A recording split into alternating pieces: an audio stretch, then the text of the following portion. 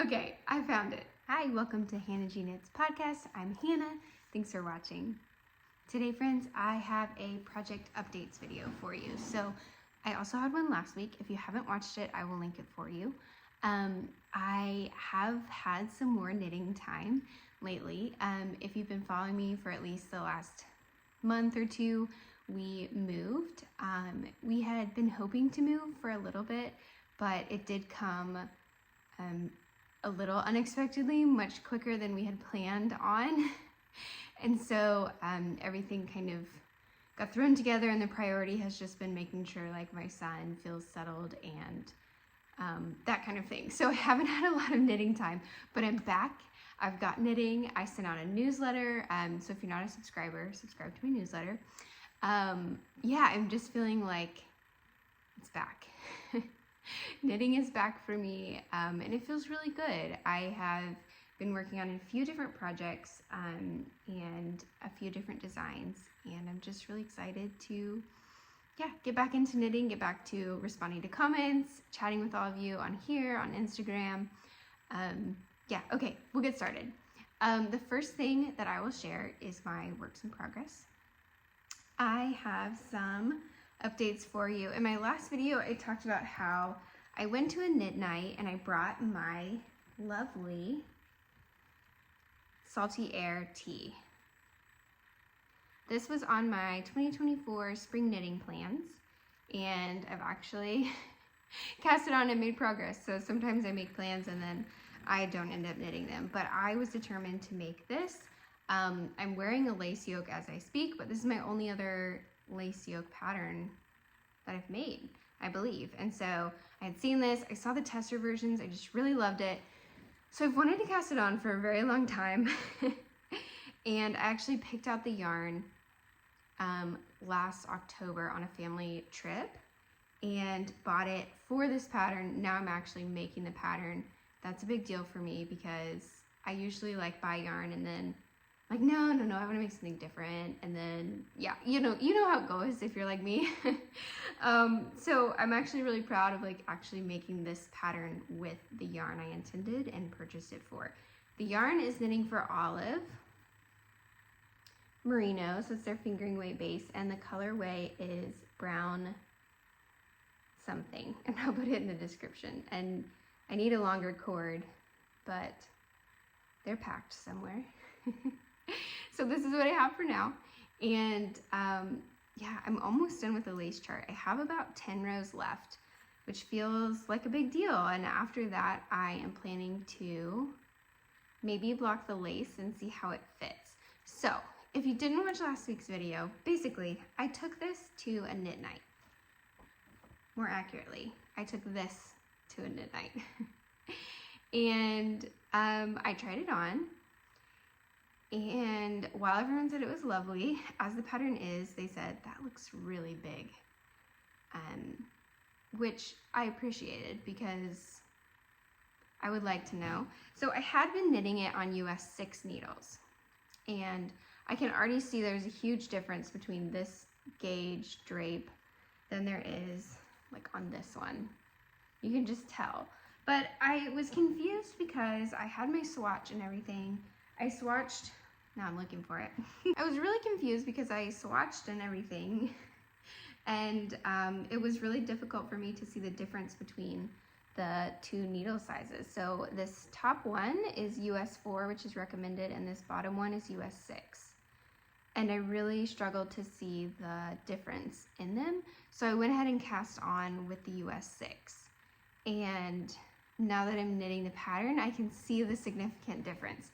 But even in the round in a swatch, I could not tell that it would be different. And this is actually smaller and this is at gauge. So I net gauged with the US 6, but now I have taken it off and started over. So I posted this on my Instagram and a lot of people responded and said, this is what I needed to hear, or like, I'm gonna do this as well now that I've seen someone else do it. But basically, I was too sad to frog all the lace. I frogged some of it, but it's not that much lace that I had done, but it was short rows, lace. I felt sad.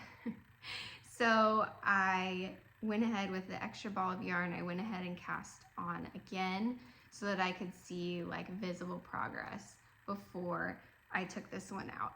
It wasn't even that much yarn or progress, but it just felt sad.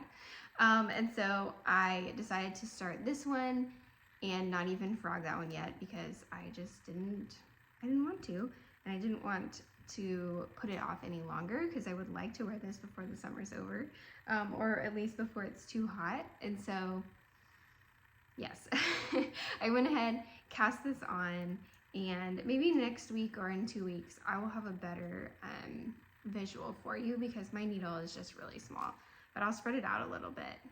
I did put stitch markers between every lace repeat because I'm not a super accomplished lace knitter or super experienced lace knitter. So I did put the stitch markers between so you could see exactly where the lace started each repeat. And I think it's going great. I'm not seeing like visible mistakes. If you see some, let me know.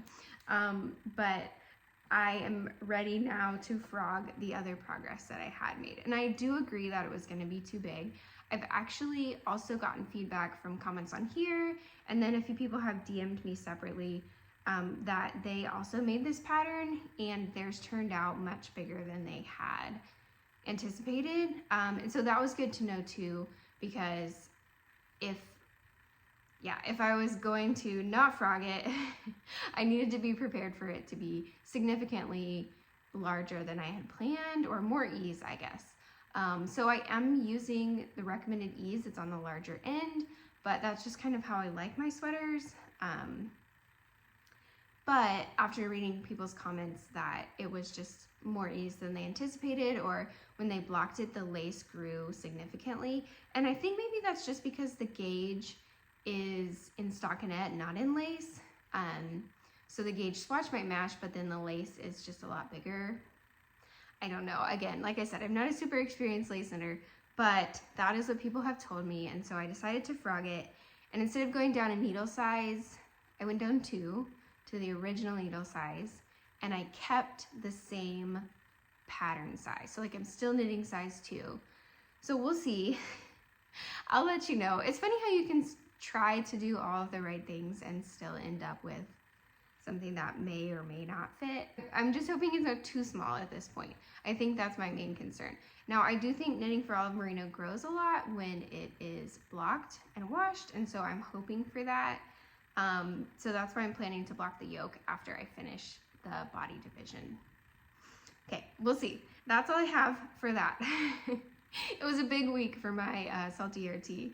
I've also seen the Salty Air sweater, which I'm now like, oh, okay, I should probably make that too because it's also beautiful. I think it's DK or worsted weight, but it's a similar or same motif, and so I have practice with that lace motif, so it will be easier for me maybe. So if you are intimidated by lace, I would say this is a good project because I have found the instructions to be incredibly clear. The chart is beautiful. It's not overly complicated. I don't know what overly complicated lace is, but I don't think that this is. Again, instructions very clear. Yeah, I definitely recommend this pattern. I'll let you know if it fits me or if it turns out the size I intended, which is a big deal, but other aspects of the pattern make it worth it to me. Like, it's beautiful, it's size inclusive, it's well written, it's by a designer that I really enjoy her work, so it's still like going to be a win. I'm telling myself that. But also hopefully it fits me and I can finish it before it's too hot.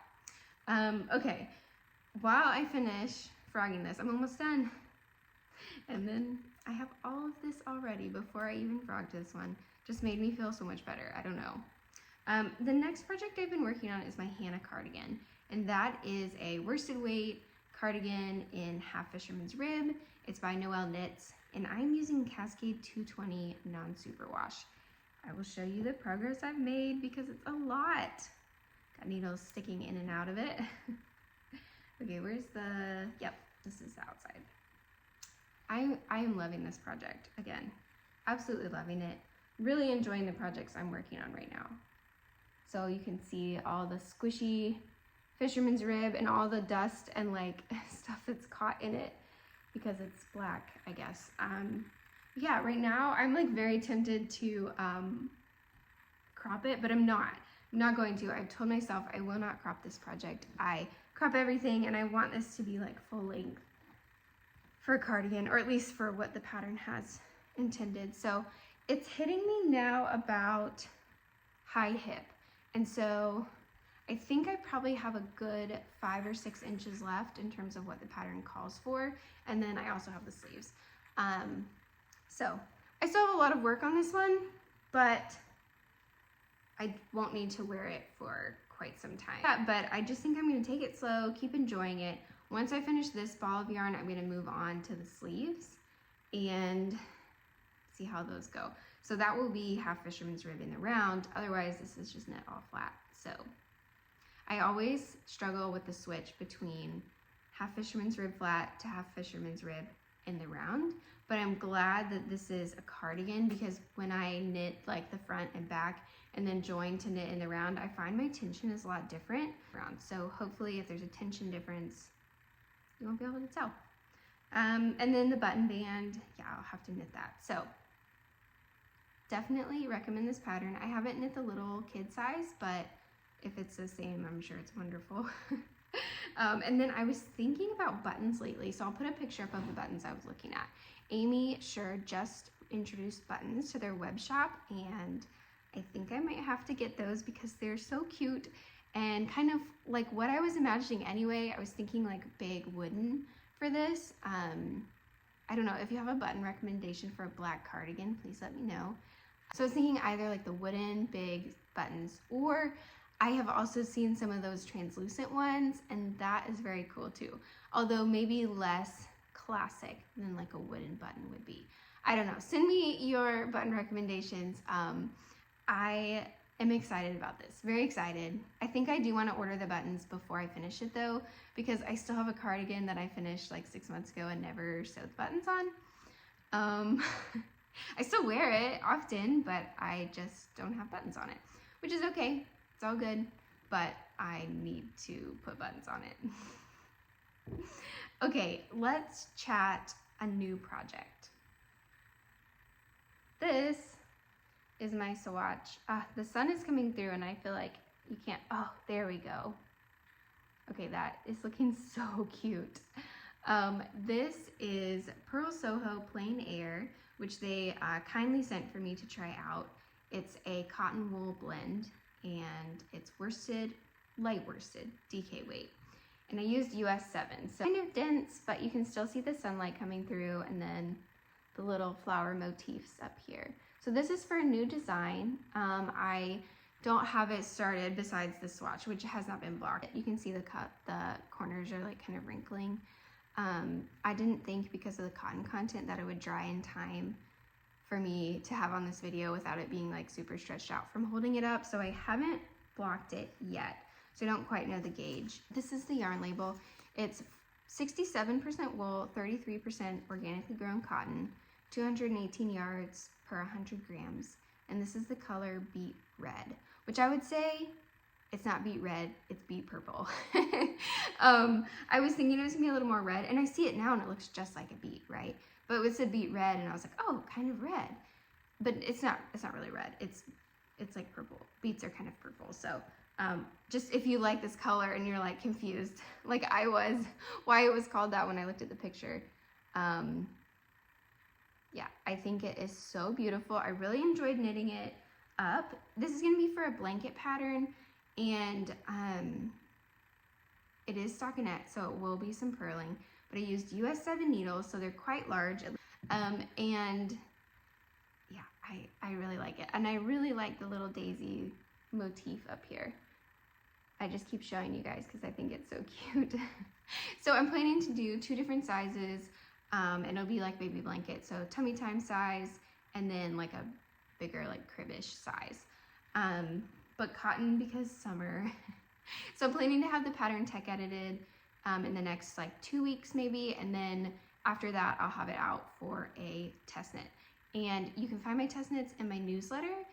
This last one filled up completely from the newsletter, but I haven't done a blanket before, so I don't know if it's not a garment, like will people want to make it? I'm not sure. I'm going out on a limb, but I really like this yarn. And so who knows, maybe I will also make a sweater with the little daisies on it. But what do they look like upside down? Oh, also cute. But I think I like them better this way. Anyway, it's like this right now, and I'm just knitting off of it because I don't know where my ball winder is. I have my Swift, but my ball winder must be packed with my microphone and my other recording stuff because I don't know where it is. So I'm probably gonna hand wind this after we finish chatting so it doesn't get super tangled. But I just knit off of it for the swatch and it was fine. So I'll probably put it on my Swift and then hand wind it. So less tangle opportunity. I have had to hand wind a lot of my yarn recently, like for my cardigan, and it's actually been a practice in patience, I think, for me. I got my yarn Swift and yarn ball winder like, I don't know, 2 years into seriously knitting, and so I hand wound a lot of yarn, and I really do recommend getting them because it feels game changing and it saves so much knitting time, like time you could be knitting instead of winding yarn by hand.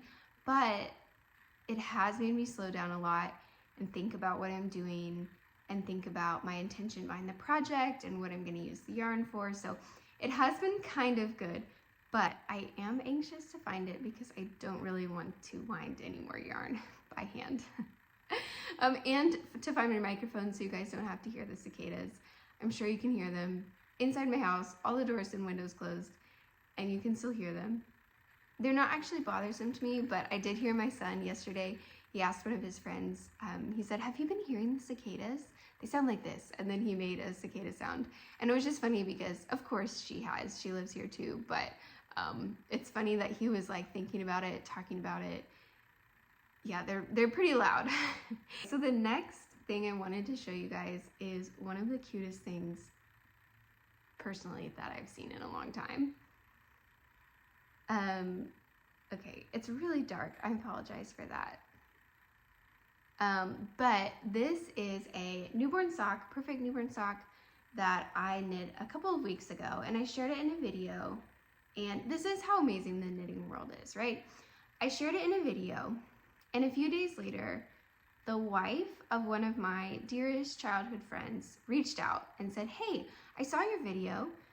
You mentioned that you made newborn socks, but you didn't have sock blockers for them. And I was wondering if I could drop off a set for you because I made them with a 3D printer." So kind. And it was actually really wonderful because a lot of my like childhood friends or friends that I went to school with have kind of all moved back to a similar area. Like we're still within like 30-45 minutes of where we grew up, but now we're all in the same city. And it's not that we get to see them a ton, but it was really special. She came over and dropped off these sock blockers, and I got to see her husband. I hadn't seen them in so long, and meet her. I hadn't even met her, but it's also fun because now we have a shared hobby, and it was just really, really kind. I'll put her Instagram below if you want to follow her. She does like knitting, baking, that kind of thing, and her Instagram is focused on like how to decompress from her work life. She has the 3D printer at work. She can print a few things a month, and she very kindly printed these for me, and they're perfect. I haven't taken the sock off because it's not dry yet, but like it's just a perfect fit, and then I see it on this little thing and it just looks so cute. And they're gonna be perfectly blocked. I have another one for the other sock, but I just wanted to show this one, and I'll probably hang it so it dries faster, kind of like my usual sock blockers. But yeah, I just thought this was so cute, and also just so kind that Tiffany thought of me. After she watched this, she made them and just brought them over, and she brought cookies when she came over, and Ollie now refers to her as your friend who brought me cookies because of course they were for him, and it was just very sweet. So very fun, and nice to have a new knitting friend in the same area. But yeah, the knitting world is so small. The fiber world, I don't know, all of it. It was just very sweet. I like made my whole week, maybe my whole month, could be my whole year. I don't know, the world is really crazy, and the kindness of someone to just drop these by was very sweet. So anyway, perfect newborn socks, sock blockers by Tiffany. I told her that, like, I think there's a market for this. But I know she's like just using it from work, and so it's not really like a thing to sell or whatnot, but yeah, very cute. And I love the little heart. I just think it's so precious. So anyway, that is my last work in progress. I don't actually have any acquisitions, so no finished objects, no acquisitions, but I did want to update you. The slippers I made for my mom fit perfectly. A few people mentioned that it looked like maybe I hadn't felted them enough, and I do think that's true. I was concerned about them shrinking too small, and so once they reached the length of my mom's shoe size, I just stopped felting them so she could try them on Mother's Day and see if they worked for her or not, and then if they like didn't or whatever, I could continue felting them. So I think I might run them through another time and then like stretch them to fit her again, but I was just quite nervous about it. So I do appreciate those comments because, like I said, it was something new I had never done, something new I hadn't tried. If you're confused what I'm talking about, I'll link my last video. But I made like the very cool felted slippers for my mom for Mother's Day, but I wanted to surprise her, and so they weren't quite, I guess they weren't quite felted enough.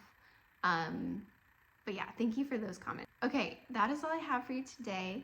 I hope that you have a lovely weekend and happy knitting. Please let me know what you're working on, and I will see you next week.